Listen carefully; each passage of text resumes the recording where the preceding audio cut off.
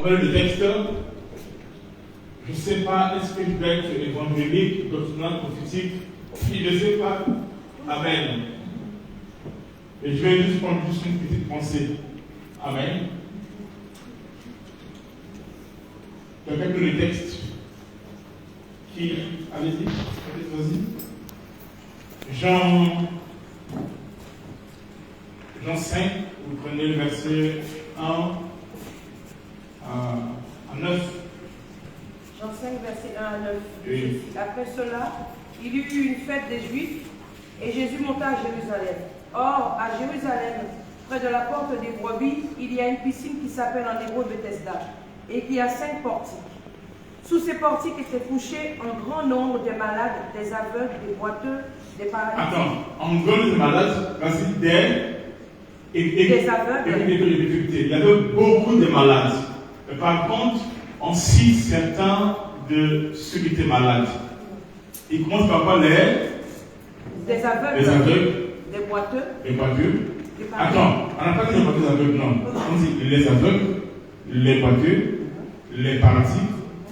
Vas-y. Qui attendaient le mouvement de l'eau. Ok. Car un ange descendait de temps en temps dans la piscine et agitait l'eau. Et celui qui descendait le premier après que l'eau avait été agitée était guéri, quelle que fût sa maladie. Là se trouvait un homme malade depuis 38 ans. Jésus, l'ayant vu coucher, et sachant qu'il était malade depuis longtemps, lui dit, « Veux-tu être guéri ?» Le malade lui répondit, « Seigneur, je n'ai personne pour me jeter dans la piscine quand l'eau est agitée. Et pendant que j'y vais, un autre descend avant moi. Lève-toi, lui dit Jésus, prends ton lit et marche. » Aussitôt, cet homme fut guéri. Il prit son lit et marcha. C'était un jour de sabbat. Les Juifs dirent donc à celui qui avait été guéri, c'est le sabbat. Il n'était pas permis d'emporter. Commence le verset premier. Je ne vais pas parler de leur profondeur. Je vais justement pas lui penser. Vas-y. Après cela, il y eut une fête des Juifs et Jésus monta à Jérusalem. C'est bon. Et prends le verset 5. Là se trouvait un homme malade depuis 38 ans. Là, réponse à quoi? Là se trouvait un homme malade depuis 38 ans. Le là m'intéresse beaucoup. Et 38 ans m'intéresse beaucoup pour aujourd'hui. Amen. Je vais prendre juste le premier verset. Et en plus, là, ensuite 38 ans. Amen. Le reste, on verra ça prochainement. Ou quand je publie ça sur Facebook, vous allez exploiter ça en profondeur. Amen. Amen. Amen. Merci beaucoup. Est-ce qu'on peut acclamer le Seigneur Jésus?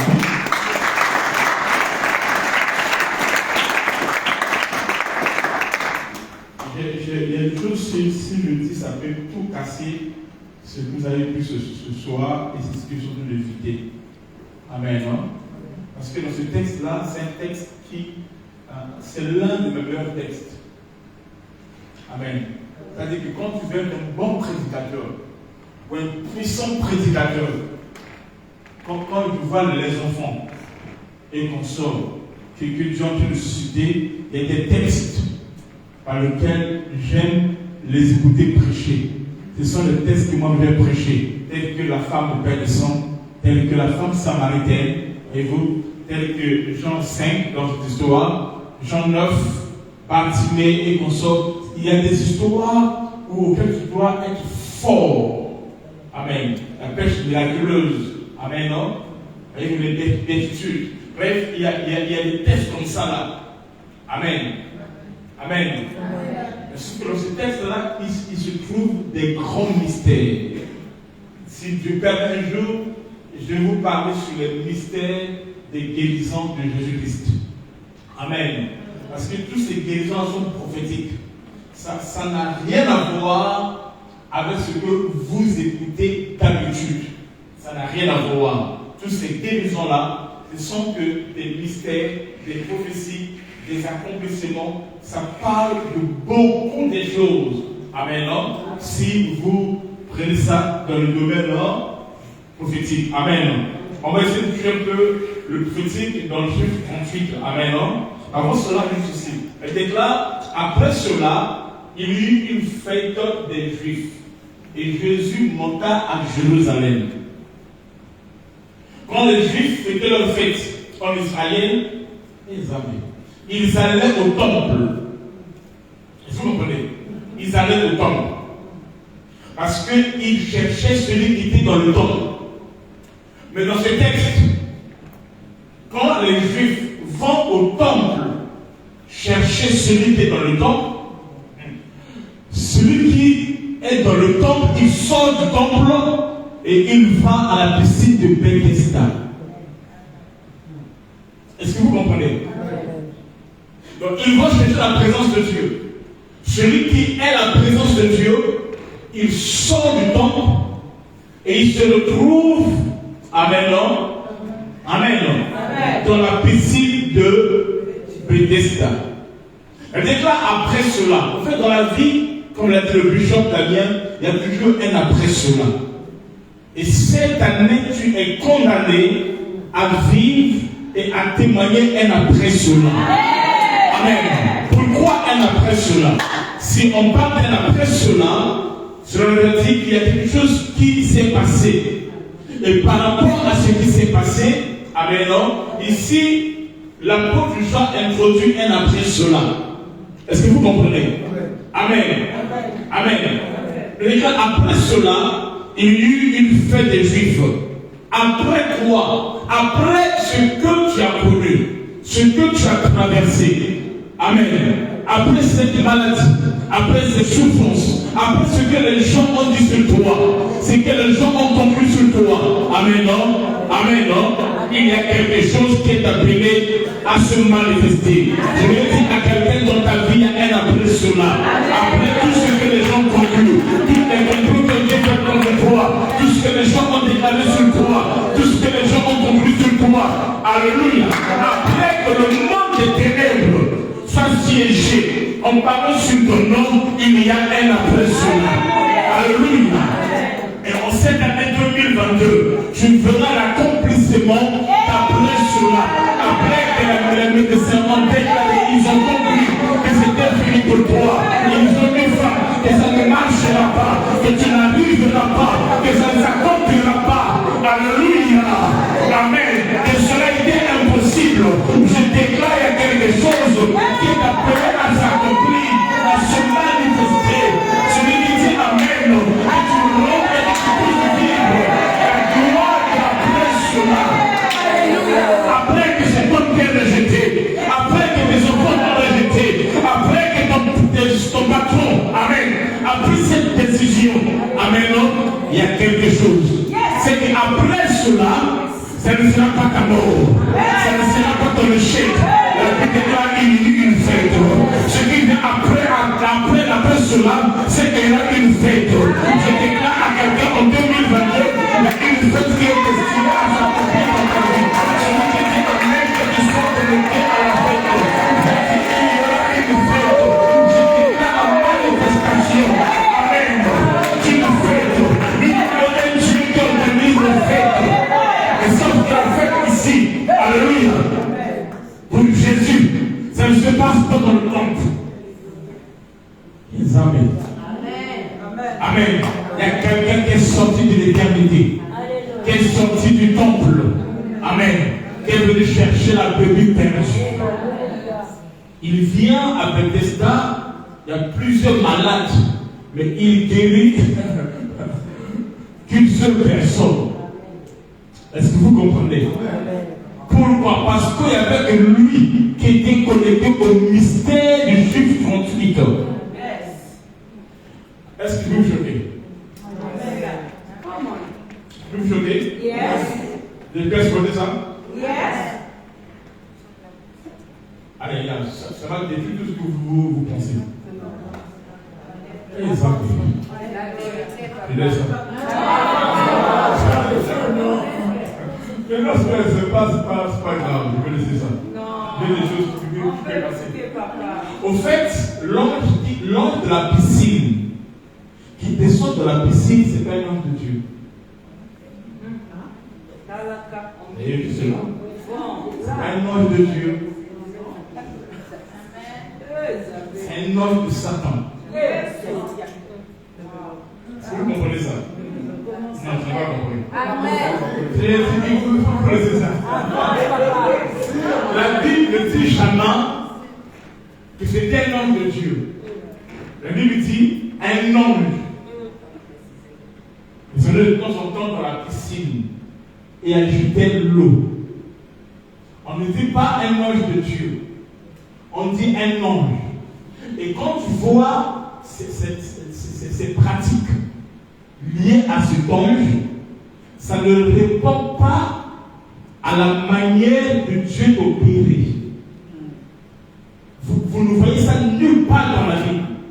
Et n'oubliez pas qu'ici, dans Jean 5, nous sommes encore dans l'Ancien Testament, dans l'Ancienne Alliance. Est-ce que vous comprenez?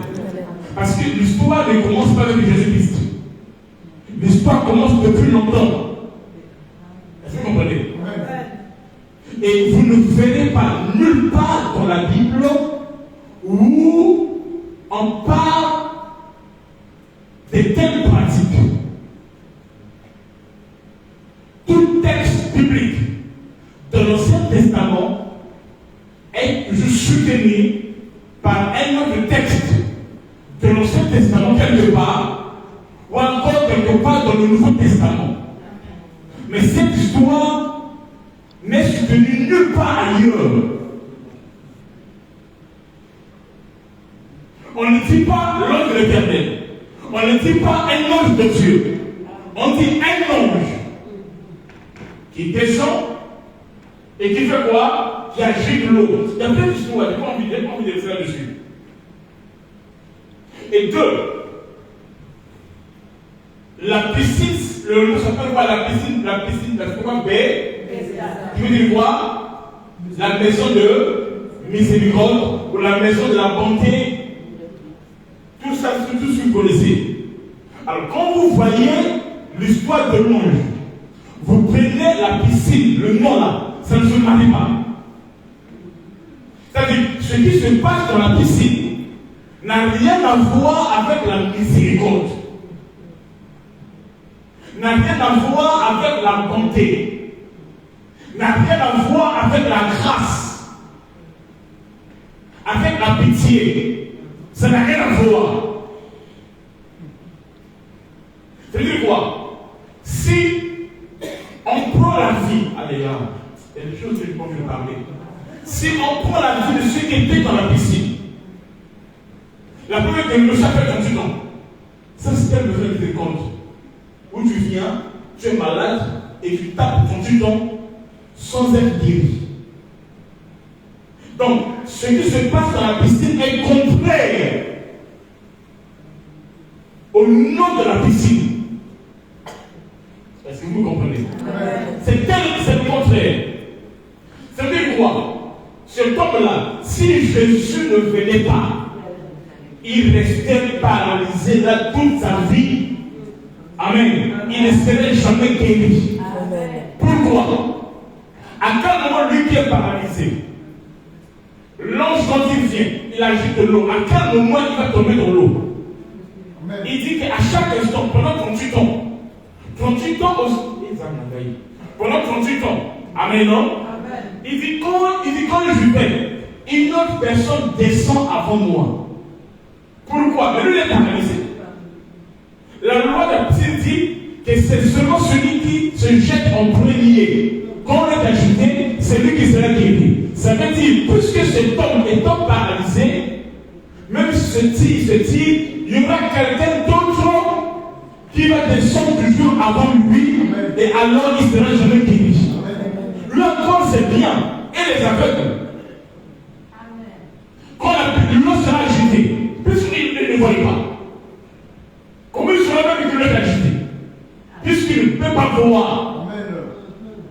Est-ce que vous comprenez? C'est-à-dire que les aveugles vont rester là toute leur vie sans être guéris. Ça, ce n'est pas la miséricorde. Et les boiteux, ça sera comment? Amen.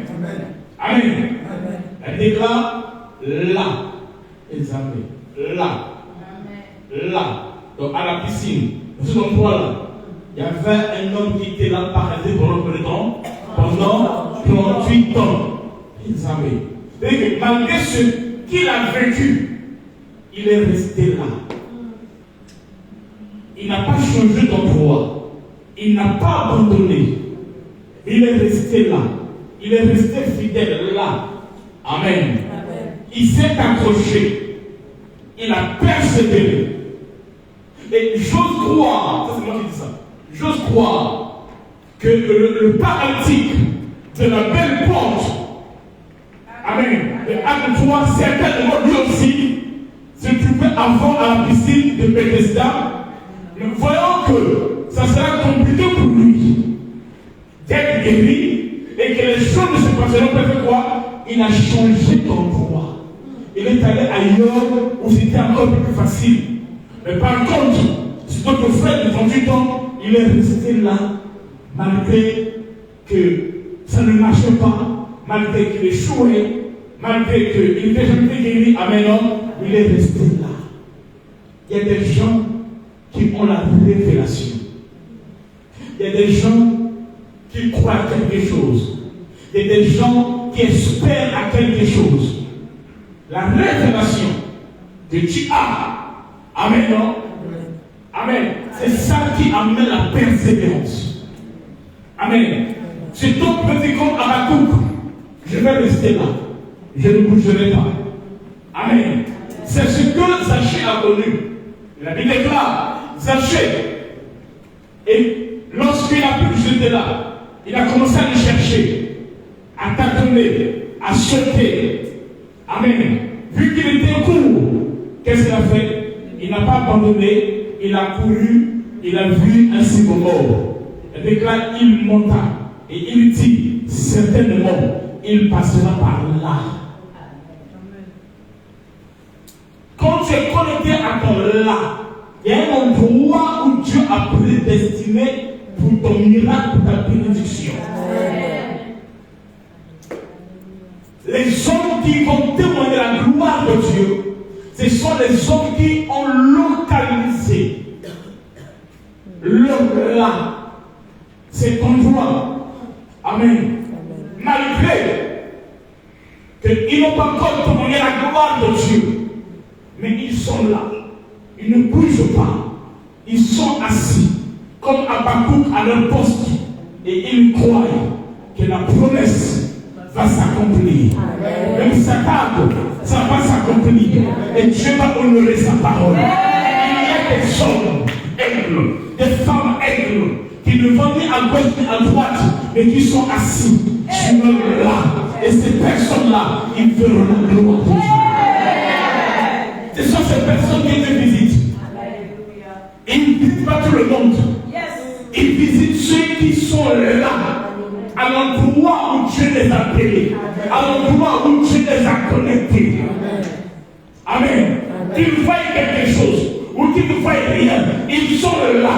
Ils croient que leur Rédempteur est vivant et il finira par se manifester, il finira par agir, il finira par accomplir sa parole. Dans ces lieux, dans cette vision, il y a ton miracle, il y a ta victoire. Même si tu ne vois rien, mais je t'annonce, il y a quelqu'un qui vient à ta rencontre, il y a quelqu'un qui vient à ta rencontre, il y a quelqu'un qui vient te croiser, il y a quelqu'un qui vient te croire. Quand tu es dans ton là, c'est même plus toi qui dois aller vers le miracle. Quand tu es dans ton là, comme Bartimée, comme Zachée, c'est même plus toi qui vas aller vers le miracle. Quand Zachée a reconnu son là, il s'est assis sur le sycomore, il est resté calme. Alors c'est pas maintenant.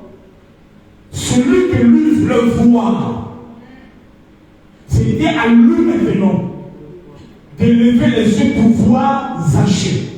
Quand tu es dans ton là, c'est même plus toi qui vas lever les yeux de la piscine. Non. Amen. C'est le miracle lui-même qui vient vers toi. Amen. Quand tu es dans ton là, tu es assis, tu es tranquille. Amen. Tu ne forces plus les choses. Amen. Que 1000 tombent à gauche, 10 000 à droite, tu es assis. Alors tu atteins la maturité spirituelle. Tu grandis. Tu n'es plus comme des enfants qui sont emportés À tout quoi? Amen. Non, mais tu es assis. Et alors, dans ce temps-là, c'est le miracle qui va te localiser. Tu dis à quelqu'un, il y a un miracle qui va te localiser. Il y a un miracle qui va te localiser. Il y a un bébé qui va te localiser. Il y a un mariage qui va te localiser. Il y a un travail qui va te localiser. Il y a une addiction qui va te localiser. Celui qui dit Amen sera localisé. C'est une nomination qui va te localiser. C'est une loi qui va te localiser. Il y a quelque chose qui vient, alléluia, sur ton parcours, sur ta trajectoire. Ça n'est ni à gauche ni à droite. Ça sera pour toi. Charme le feu. Qui t'appelle pas Amen. Amen. Quand tu es dans ton là, il y avait un homme. Il y avait un homme là. Il y avait un homme qui était là. Un homme. Amen. Nous réponse, ça va. Verset 5. Jean 5, verset 5. Hein? Se trouvait un homme Ok, malade. c'est bon. Là, on précise que dans l'endroit là, il y avait quelqu'un qui était là. Amen. Qui n'était pas comme les autres. C'est quelqu'un qui a vécu le monde difficile, mais qui n'a pas abandonné, qui n'a pas lâché. Il était là. Et les gens sur le monde 3 mois, 6 mois, 9 mois, une année, tu commences à accuser Dieu. Dieu ne me voit pas. Dieu ne fait rien. Et comme ça, tu ne connais pas Dieu. La Bible déclare, ceux du peuple qui connaîtront leur Dieu, tu peux comprendre la phrase?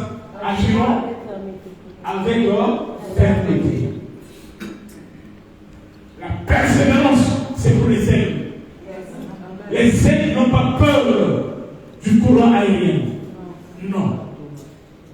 Les ailes n'ont pas peur de la tempête. Non. Amen. Amen.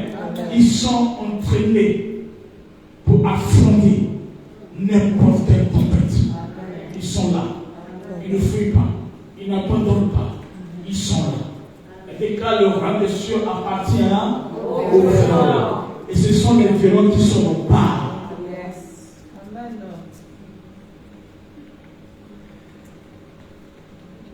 Les gens qui sont dans la prière. Il est là dans la prière. Il est là dans le jeu. Il est là comme partenaire. Mardi, il est là. Dimanche, il est là. À la veille, il est là. Il n'abandonne pas. Il est dans la présence de Dieu. Qu'il dans la gauche, s'il est à droite, il est là. Même à l'église, il a sa place. Il a eu sa choix. Est-ce que vous comprenez? Amen. Il est là. Il a son poste. Il sait en qui il a vécu. La déclare quand tu pries. Rentre dans ta chambre. Et là, prie. Et là, Amen. Fais ton offrande. Il y a un lieu secret. Chaque homme spirituel, chaque homme béni a son lieu secret, a son là. Alors, la plus grande bataille dans la vie, c'est que le diable va te combattre afin de te séparer avec ton là. Dieu a dit à Abraham, va au mont, quel mont? Au mont Morija. Amen. Et là, sacrifice-moi ton fils Isaac. Si Abraham allait dans une autre montagne, Amen, il faisait quoi? Il perdait son fils. Parce que Dieu n'était pas là. Mais le fait qu'Abraham a respecté. D'ailleurs, avant qu'il arrive déjà, là, sur la montagne, Dieu a pourvu un bélier. Il tenu par les cornes, par laquelle sa gloire va se manifester. Naomi et son mari, Elimelech, Amen, ont tout perdu. Pourquoi? Parce qu'ils ont quitté leur emploi prophétique. Donc ici, dans ces lieux, tu es sous une couverture prophétique. Amen. Dans une bénédiction glorieuse. Amen. Amen. C'est pour ça que parfois, quand tu t'approches de moi, tu me racontes des histoires. Pour ne pas te décevoir, je t'écoute. Je prie. Amen. Pour répondre à ta chair. Un homme de Dieu, c'est quoi? C'est celui quand il te voit. Toi, qui t'appelles Simon, et en toi, il voit qui s'efface. Il voit Pierre. Il voit ce que tu seras dans ta destinée prophétique. Et son comportement par rapport à toi n'est pas lié à tes chefs de prière, mais c'est lié à ta destinée prophétique. Et chacun de nous ici a sa destinée prophétique. Alors la prière de l'homme de Dieu sur toi, amen, est liée par rapport à cette destinée prophétique. Est-ce que c'est mon problème? Quand l'homme de Dieu prie pour toi, pour tout ce que tu demandes là, c'est juste pour faire plaisir. Mais sa vraie prière est que dans ta vie, que la volonté de Dieu s'accomplisse et que le règne de Dieu vienne dans ta vie. Amen. Son règne est dans quoi? Son plan, son destin. Amen. Amen. Et sa volonté de ta vie. Amen. Qui est avec moi? Amen. Amen. J'entends pas qui est avec moi? Amen. Amen. Dieu, connaissant ce plan, a permis que la mère, elle s'appelle Jézabel, de Moïse fasse quoi? Abandonne l'enfant sur les eaux. Pour les humains, ça fait mal, hein? Un peu sur les eaux. Oh là là, il va mourir. Et pas n'importe quelle eau, le Nil, l'un des feux puissants au monde. Est-ce que vous comprenez? Mais Dieu, ça lui fait pas mal. Moïse pleure. Amen. La fille de Pharaon a pitié. C'est le fils d'un hébreu. Dieu ne regarde pas un enfant. Dieu regarde un leader. Dieu regarde un libérateur. Amen. Dieu connaissant sa destinée. Amen. Il sait que même les crocodiles qui sont là ne lui feront aucun mal. C'est pour cela que tu as traversé des situations compliquées dans ta vie et malgré ça, tu es toujours debout. Tu es toujours en vie. Tu n'es pas mort. Tu es toujours là. Qui est avec moi? Amen.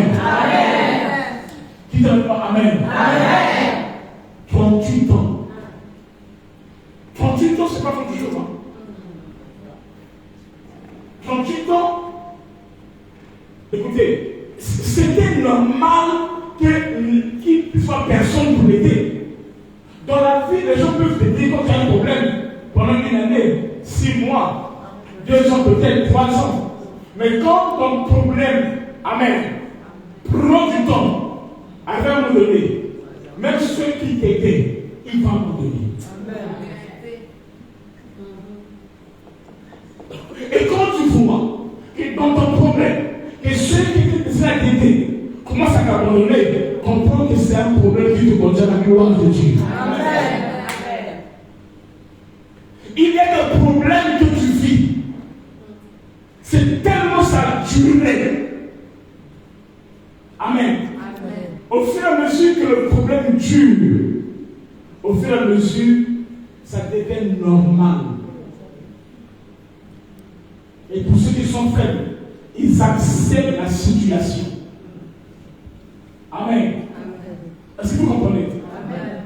Ça fait des mois, des années que tu cherches à avoir des enfants. Et tu n'arrives pas. À un moment donné, tu acceptes le problème. Ça devient normal pour toi. Écoutez, tout ce qui est dans ta vie a un commencement. Cela aussi aura une fin. Amen. Si cet homme a été guéri, parce que sa maladie a commencé. Tout ce qui n'a pas de commencement n'aura pas de fin. Mais si un jour, ce problème a commencé, un jour, cette situation a commencé, si un jour, Amen, cette maladie a commencé à consommer, ça veut dire que cela aura une fin. C'est le rôle que Mobutu avait fait. C'est Mobutu. Comment on l'appelle?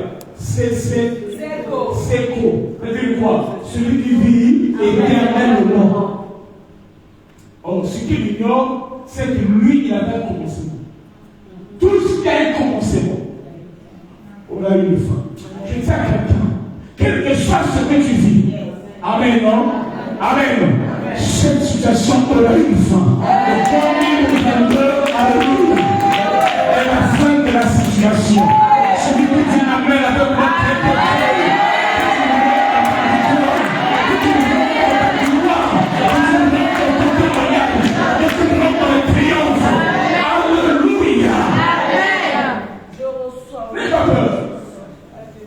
même les sorciers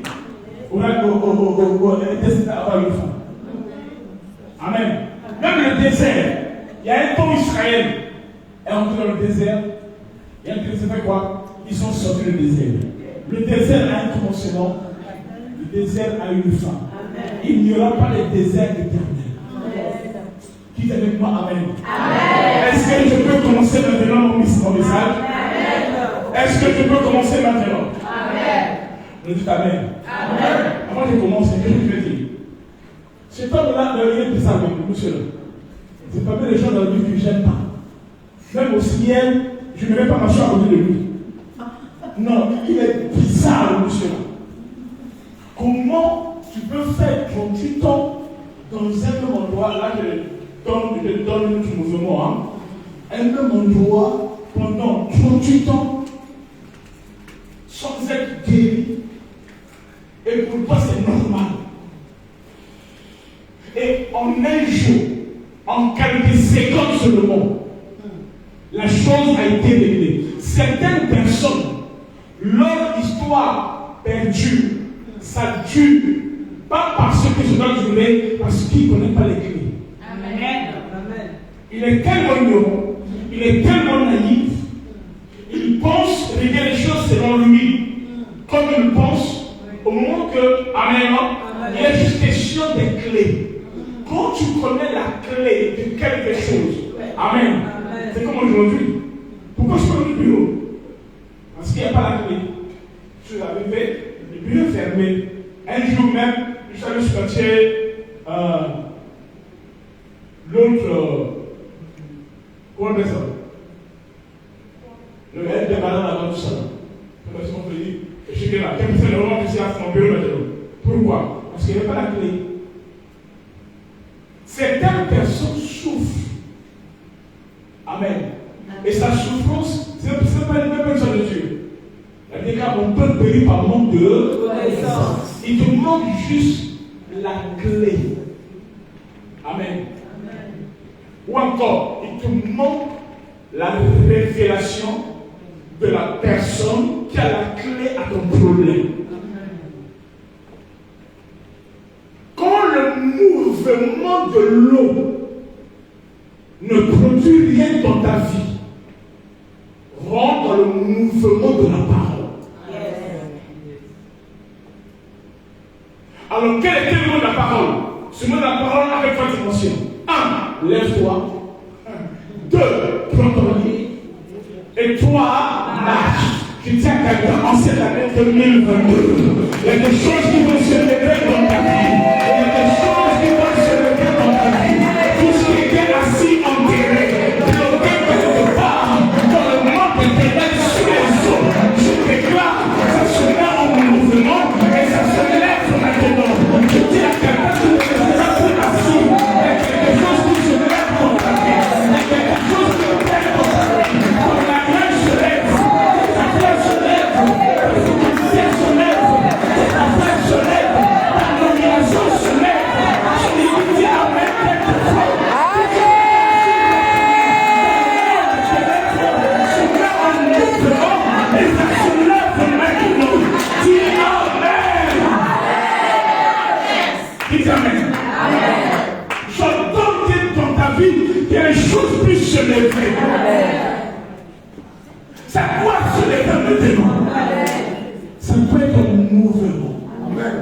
Je laisse tout ça là.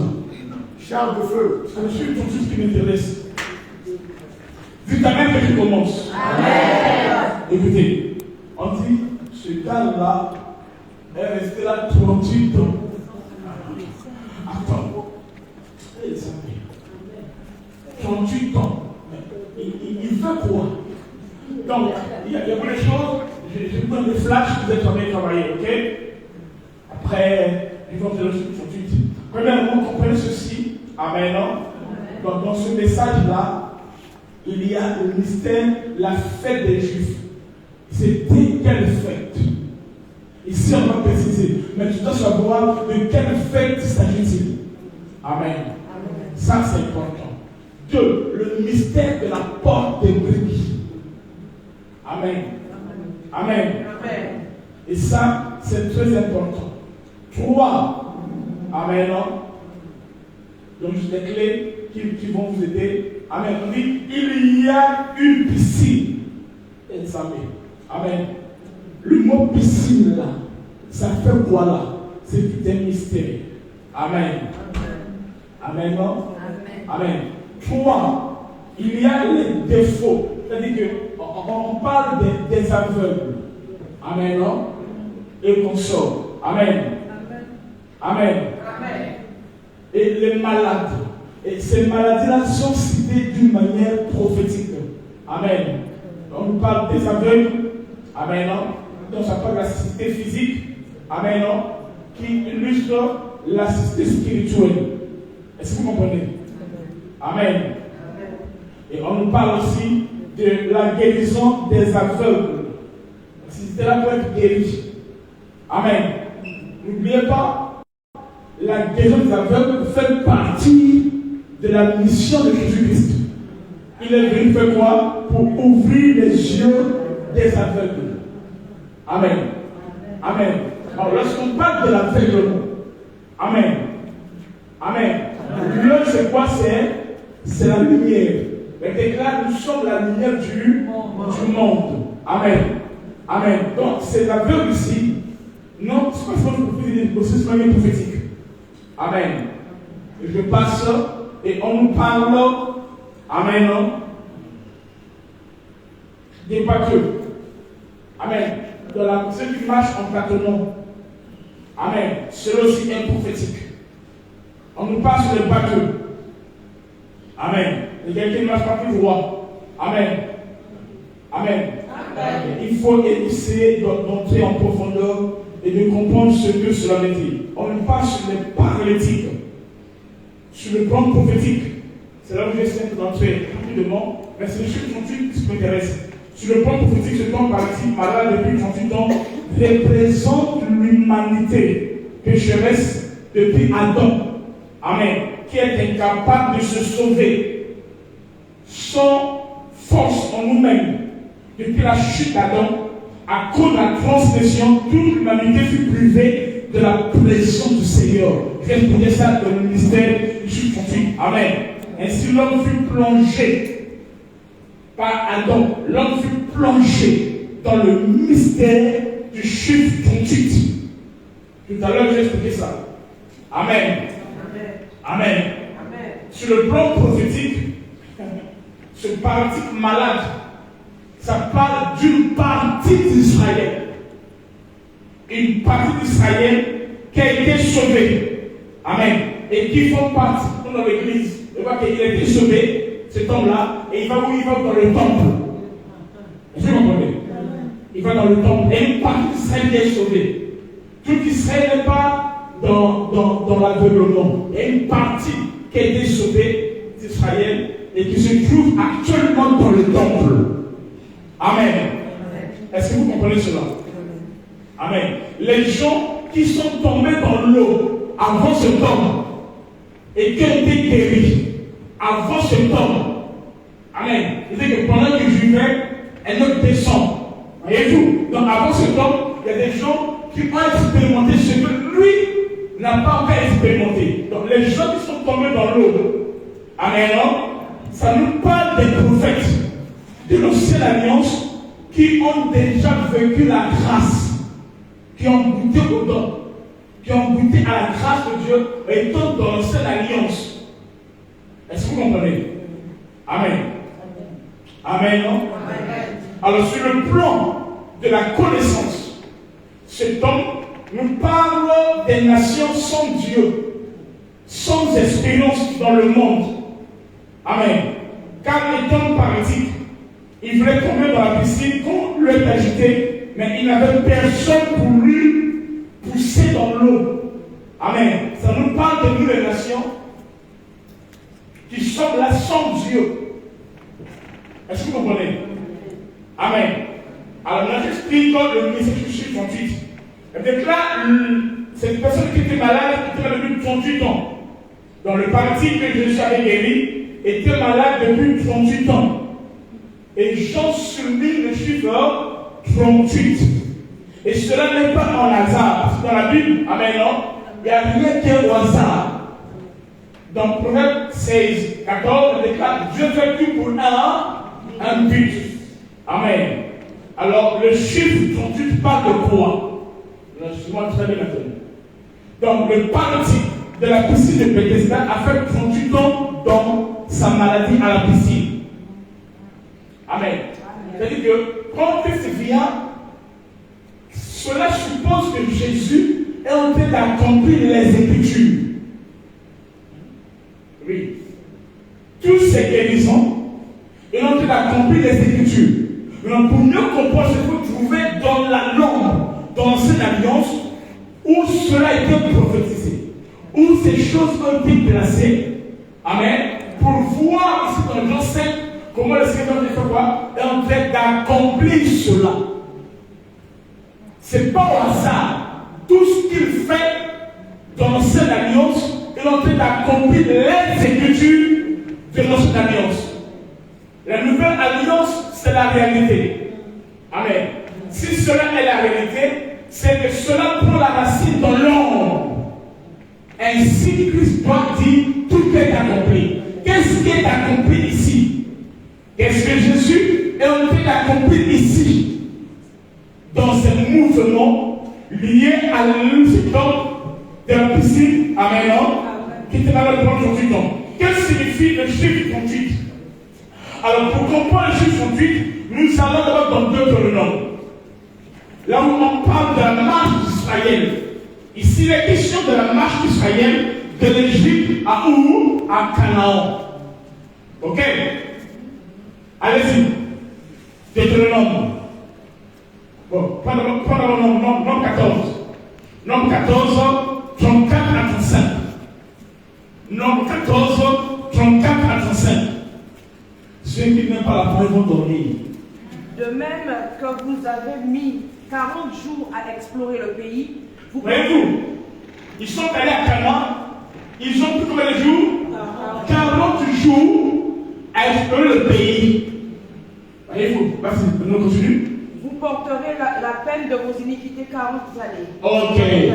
Donc, le 40 ans qu'Israël a fait dans le désert, entre l'Égypte à la terre promise, était lié à quoi? Était lié aux 40 jours qu'ils ont fait quoi? Pour explorer le pays.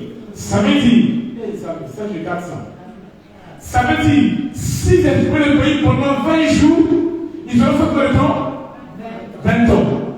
Le pays pendant 30 jours, ils ont fait combien de temps? 30 ans. Le fait qu'ils ont fait 40 jours, alors, ils feront combien? 40 ans dans le désert entre l'Égypte et Canaan. Vous tenez cela, c'est pour les aigles. C'est là où il parle de tout conflit. Vous allez voir tout à l'heure. Amen.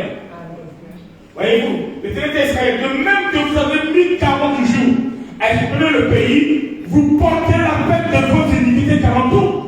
Une année pour chaque jour. Une année pour chaque jour.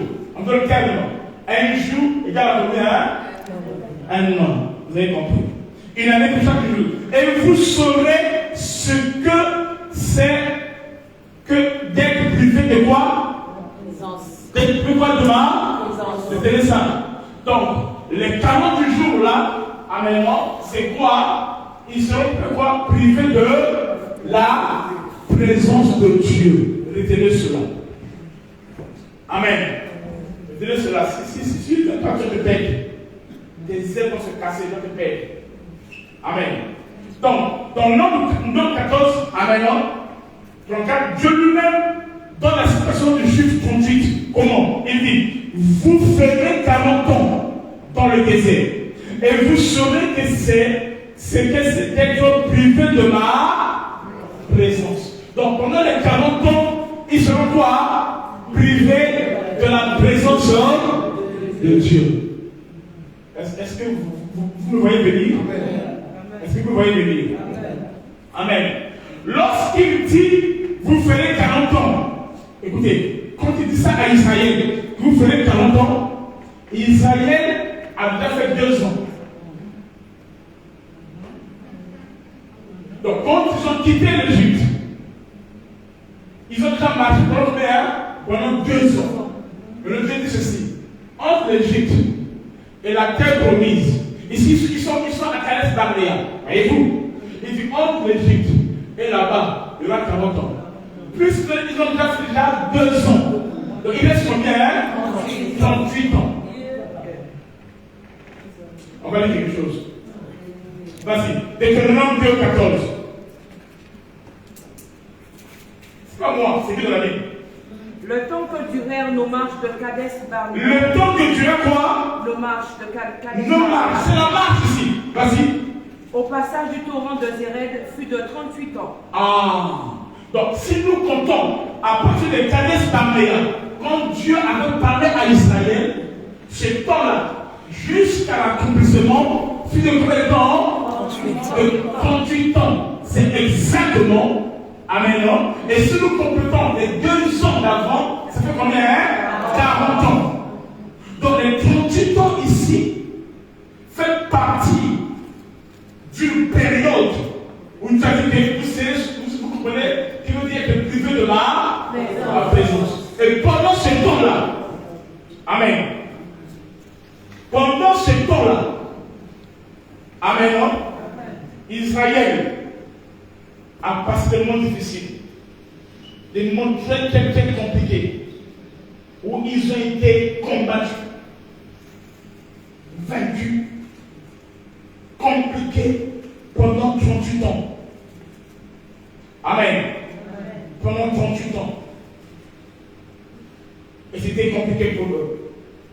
Et ils étaient un peuple qui était errant, à gauche et à droite. Donc 38 ans, c'est le chiffre de l'errance. Donc tu es là, tu es en train d'errer à gauche et à droite. Pendant combien d'années? 38 ans. C'est pour cela que cet homme peut rester 38 ans. Amen. Non? Il est en train d'errer à gauche et à droite, ne sachant pas quoi faire. Il va comme ça là, il échoue. Il descend comme ça là, il échoue. Tout ce qu'il fait, il échoue. Amen. Amen. C'est l'accomplissement de cette parole de la prophétie. Parce que ce que vous dites, c'est l'ordre des choses à venir. Est-ce que vous comprenez? C'est l'ordre des choses à venir. Depuis Cades Barnéa jusqu'à l'entrée de Canaan, ils ont fait 38 ans. Ce peuple était privé de la présence de Dieu pendant 38 ans. Le chiffre 38 explique être privé de la présence de Dieu. C'est pendant 38 ans. Il dit j'ai personne. Voyez-vous, il dit j'ai personne. Donc il est privé de la présence de Dieu. Et tout ce qu'il fait, ça ne marche pas. Il n'accède pas. Il n'arrive pas à entrer dans la terre promise. Amen. Il échoue. C'est échec sur échec. Amen. Je dis à quelqu'un, après cette veillée, toute cette puissance qui t'avait bloqué à l'échec, qu'on allait à errer à gauche et à droite, ça va terminer au nom de Jésus-Christ. Après 38 ans, amen, il y a l'accès. Quand il y a l'accès, le chemin est ouvert. Jéricho va tomber. Tu as l'accès à la terre promise. Tu as l'accès au lait et au miel. Après 38 ans, la parole se fait chair. C'est pour cela Au temps de Moïse, Moïse a vu que le buisson ardent. Amen. Il a vu le buisson ardent. Il a dit Moïse, on laisse le dévier. Amen. Mais quand Josué arrive, amen, au 38e année, à 40e année, amen, non? Là maintenant, c'est comme la même personne qui s'était apparue à Moïse dans le buisson ardent, il a pris un corps. Josué ne voit pas le buisson ardent, Josué voit un homme. Amen. Il vient avec le Père, il dit je suis l'ange de l'Éternel. C'est pour cela, quand cet homme a 38 ans, la parole se fait chair. Quelqu'un vient avec lui, et avec le Père la parole de Dieu, pour changer son histoire, pour changer sa destinée, et pour faire de lui un signe de témoignage. Je dis à quelqu'un, durant cette année 2022, la parole se fait chair. Il a le nom de l'accomplissement. Il a le nom de l'accomplissement. Tu rentres dans ta victoire. Tu rentres dans ton mariage. Tu rentres dans le triomphe. Tu rentres dans le témoignage. Ce qui était impossible devient possible. Lui-même, Elohim vient. Alléluia. Il n'entend plus les gens. Lui-même, il vient. Amen. Amen. Il est plus que les eaux agitées. Il est plus que la piscine. Il est plus qu'un ange délégué. Lui-même, il vient. La parole se fait chair. Emmanuel, Dieu parmi nous. Dieu avec nous. Et la gloire se manifeste. Tout le monde, amen. Est-ce que nous comptons en profondeur? Amen. Prends ta calculatrice. Alléluia. Donc ce peuple était privé de la présence de Dieu pendant 38 ans. Le chiffre 38 explique. Amen. Être privé de la présence de Dieu. Amen. Amen. C'est dans le plan 2, verset 14. Amen. Vous voyez quelque chose. Donc, Israël est en train de errer pendant combien de temps? Pendant 38 ans dans le désert. C'est dans le plan 2, 14. Amen. Dans le chiffre 38, c'est le chiffre de l'errance. Amen. C'est un paralytique qui est là pendant 38 ans, amen, non? Ça nous parle des nations sur le point de la connaissance. Ça nous parle des nations. Amen. C'est-à-dire que pendant qu'il avait Israël, pendant les 2 ans là, amen, non? Amen. Et nous, pendant les 38 ans, on est là, on est perdu, on tâtonne, on cherche Dieu, mais on n'arrive pas à le trouver. Amen, non? Parce qu'on n'a pas la force, on n'a pas la connaissance, on n'a pas la fondation, on n'a pas le fondement. Nous sommes paralysés. Amen. Amen. Nous sommes paralysés. Amen. Nous cherchons en vain Dieu, sans espérance dans ce monde. Nous cherchons le salut. Mais Jésus fait quoi? Lui-même, il vient nous visiter. Et quand Jésus vient, notre errance est terminée. Amen. Amen. Le chiffre 38 explique être privé de la présence de Dieu selon Nombre 14, verset 34. Ou encore Deutéronome 2, verset 14. Ou encore Exode 33, le verset 11. Amen. Alors le chiffre 38, c'est un chiffre qui a commencé dans la vie de l'épouse. Est-ce que je peux voler? Amen. Amen. Voilà le chiffre 38 dans la vie de Sarah. Comment cela opéré? Sarah qui est notre mère, elle est morte à l'âge de 127 ans. Tu connais ça? Amen. Genèse 23, verset 1. Verset 1, vas-y, écoutez ça très bien. Beaucoup sont perdus déjà. Vas-y. Genèse 23, quoi le verset 1? La vie de Sarah fut de 127 ans. Combien, hein? 127 ans. Non. Combien? 127 ans. Verset 19. Après cela, Abraham enterra Sarah, sa femme, dans la caverne du champ de Macpéla, vis-à-vis de Mamré, qui est Hébron, dans le pays de Canaan. Verset 20. Le champ et la caverne qui y demeurèrent à Abraham comme possession sépulcrale, acquise des fils de Ève. Reste là. Sarah, elle m'a à quel âge? 127 ans. 127 ans. Je vous parle du mystère. Ce que Christ a accompli, c'est le mouvement. Amen. Maintenant, entre Abraham et Sarah, ils ont fait quel âge? Vous avez ça? Abraham et Sarah, leur âge, ils ont quelle différence d'âge en Abraham et Sarah? Et 10 ans, pour le dire. Vas-y, prends. Genèse 17. Abraham a moins de 10 ans que Sarah. Mais ce n'est pas en vain. Tout ce que Dieu fait, il veut planifier. Vas-y. J'établirai mon alliance entre moi et toi, et tes descendants après toi, c'est leur génération. Ce sera une alliance perpétuelle en vertu de laquelle serait ton Dieu et celui de ta postérité après toi. Genèse 17, c'est là. Oui.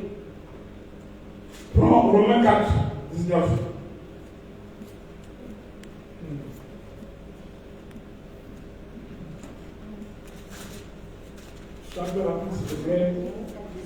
Romains 4, 19. Et sans faiblir dans la foi, il ne considéra point que son corps était déjà usé, puisqu'il avait à près de 100 ans, et que Sarah n'était plus en état d'avoir des enfants.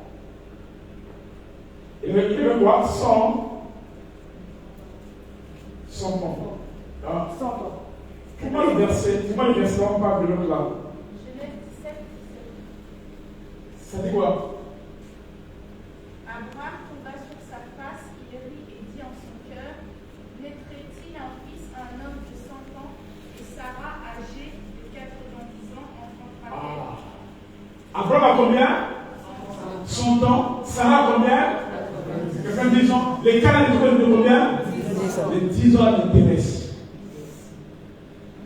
Donc entre Abraham et Sarah, il y a 10 années. Amen.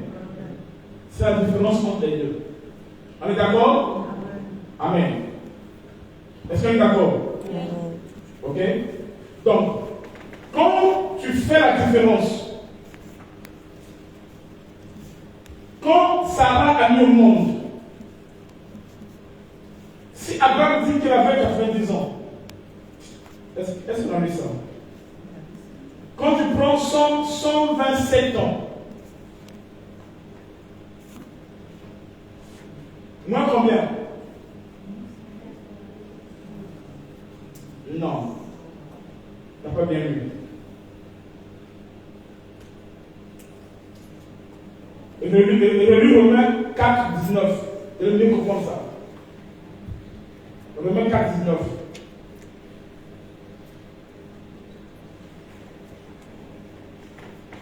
Écoutez. Romains 4, 19. Hein?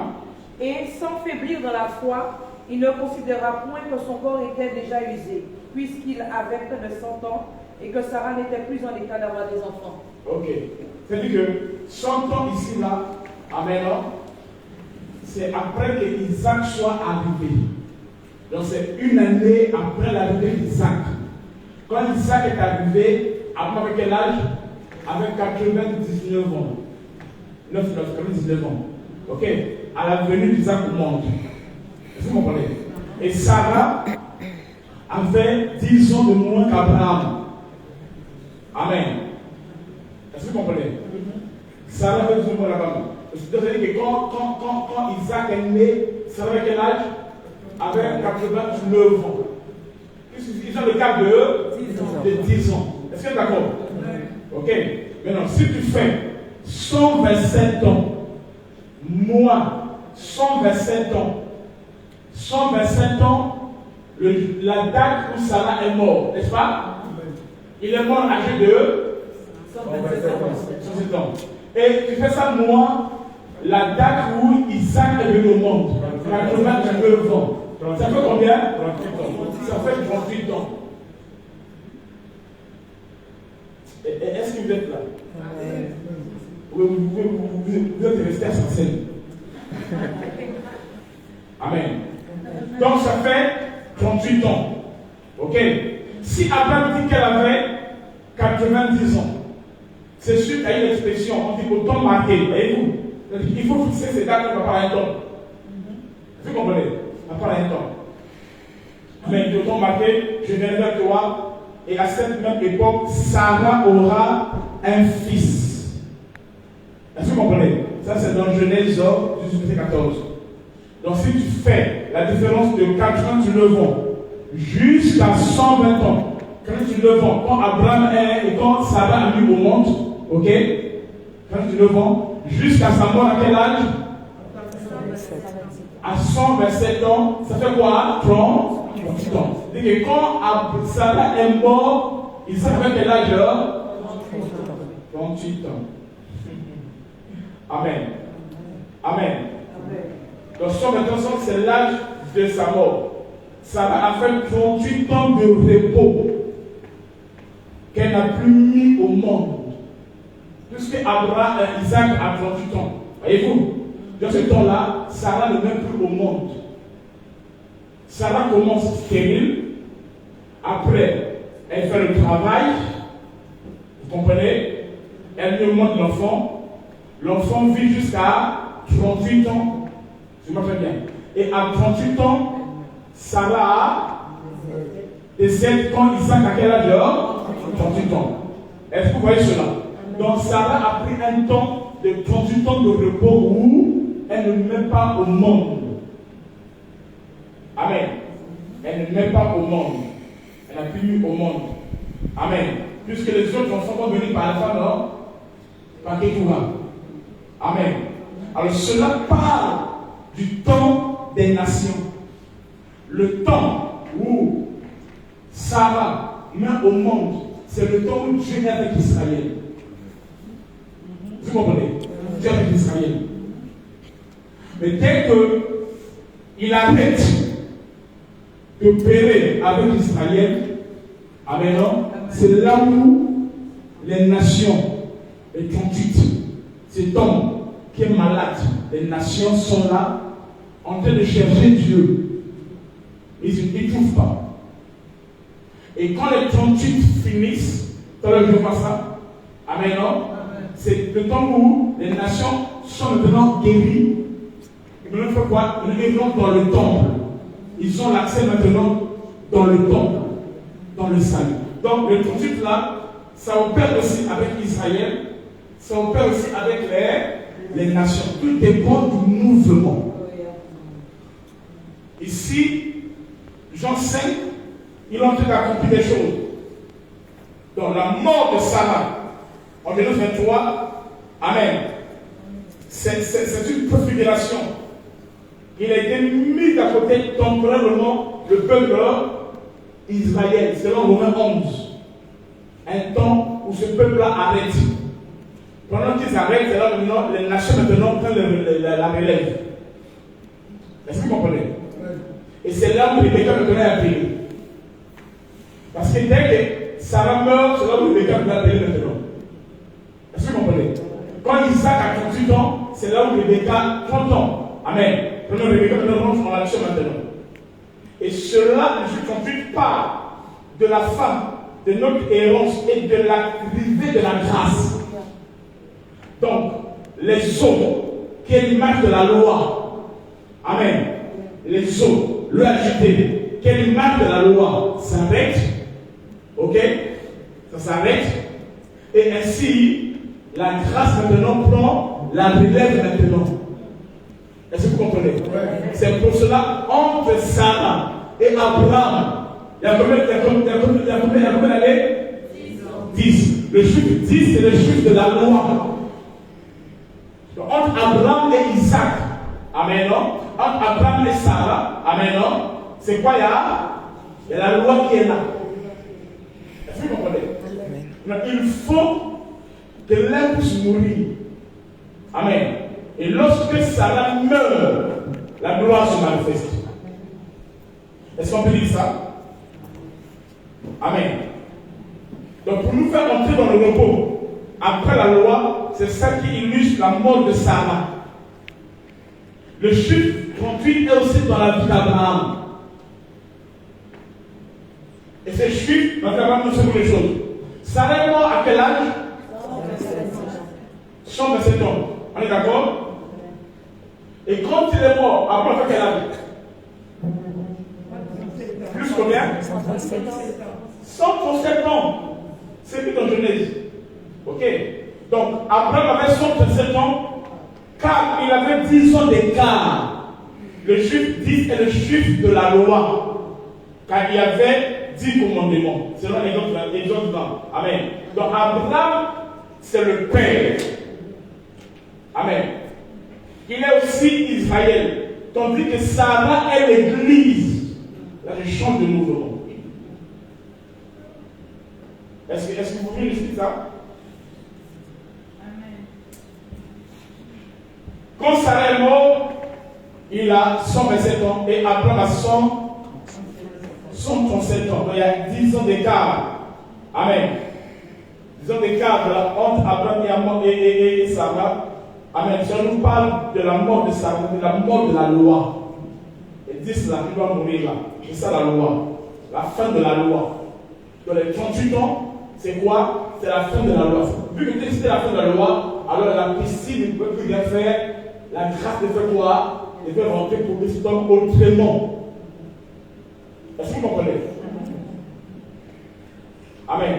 Maintenant, si tu fais la différence avec l'âge qu'Abraham avait depuis la mort de Sarah, donc combien? 100?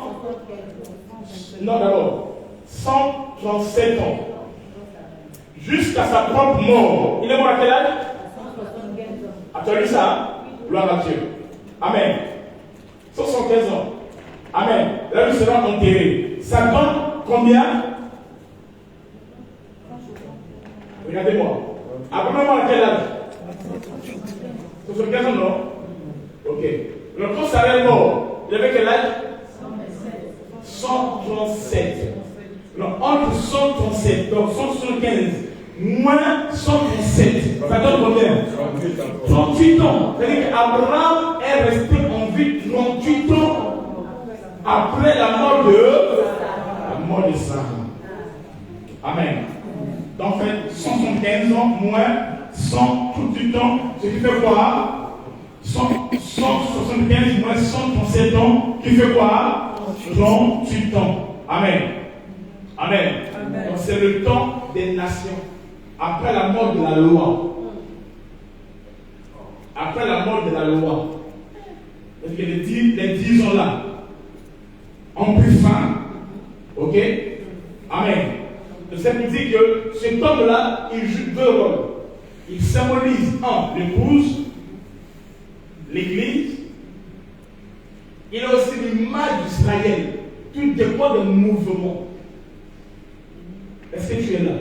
Ou tu es resté? Tu dis alléluia, amen. Amen. Amen. Amen. Amen.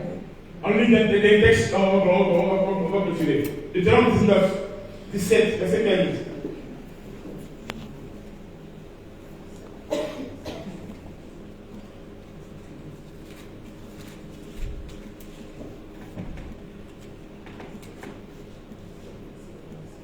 Tu mettras sur toi un roi que choisira l'Éternel, ton Dieu.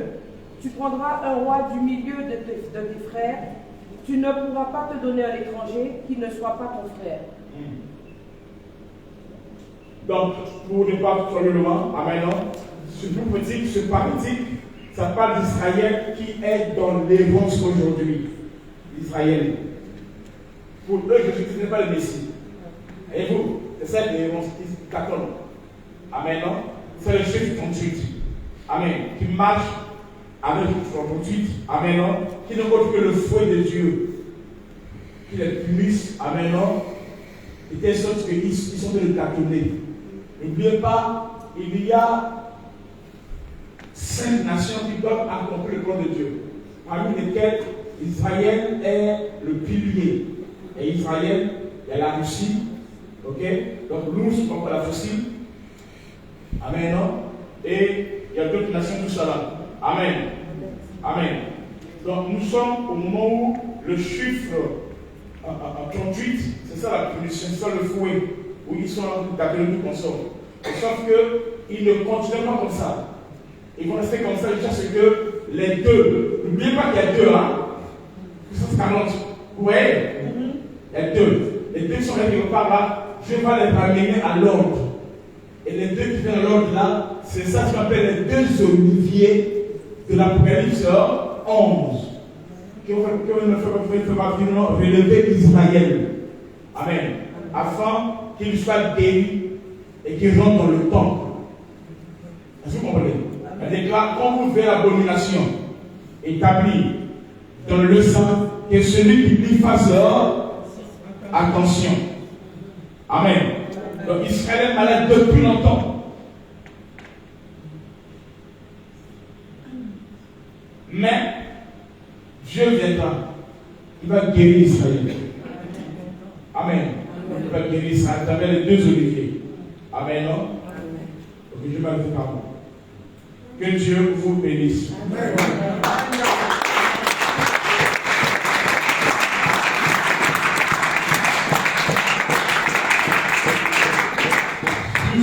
Vous allez voir, parmi les grands médiateurs de la crise russe, Ukraine et consorts, c'est le premier ministre d'Israël. Hein? C'est sa médiation à lui qui est en train d'apporter quelque chose. Et n'oubliez pas, même le président de l'Ukraine, c'est un juif. C'est ça, non? Vous avez vu ce que c'est ça? Oui. Ok. Bref, toutes ces choses-là, la Russie, l'Ukraine et toutes ces nations-là, ils vont finir par s'entendre à devenir un seul bloc et à tourner contre Israël. Donc, Israël est en train de jouer un rôle majeur en ce moment-ci. Amen. Plus tard, ils vont se tourner, ils seront ensemble à la fin de la guerre du Gog de Magog. Ok, ils seront ensemble maintenant. Ils feront quoi maintenant? Maintenant, se lier contre Israël. Et vous comprenez? Et c'est là où il y a Armageddon. Maintenant que cela arrive, l'Église sera déjà endormie. Amen. Amen. C'est pour cela quelque chose, quand Israël, voyez-vous, ils se lèvent, ils reçoivent l'évangile, ils ne sont pas encore sauvés. Ils sont sauvés, mais ils ne connaissent pas encore le nom de Dieu. Le nom leur est encore caché. Vous comprenez? Jusqu'à ce que, amen, il y aura le Messie quand il viendra. Est-ce que vous comprenez? Dans le temple.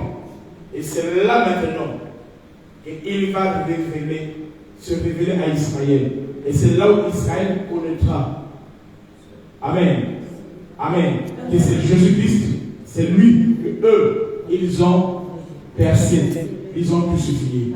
Vous voyez, ce sont des prophéties qui s'accomplissent. Et Jean 5 est lié à l'église de Laodicée, qui est aveugle. C'est pour cela qu'on parle des aveugles ici. On parle des boiteux, tout ça. C'est la même personne. On parle d'Israël. Dites avec moi Amen. Amen. Ce sont des prophéties. Est-ce que vous comprenez? Amen. Je sais que tu as compris mettre des 10% sur le mot. C'est l'essentiel pour toi. Amen. Amen. Est-ce qu'on peut prier maintenant? Amen. On va prier. Pendant que nous allons prier, la puissance de notre divinité et l'Esprit de Dieu va agir dans ta vie. Amen. Et l'histoire de ta vie ne sera plus jamais la même. Amen. 38 ans marque la fin du temps où ce peuple errait à gauche à droite. Il se peut que tu aies tenté d'errer dans un domaine quelconque. Que ce programme de cette veillée vient mettre fin à ce programme maléfique. Là où tu élèves ton enfant.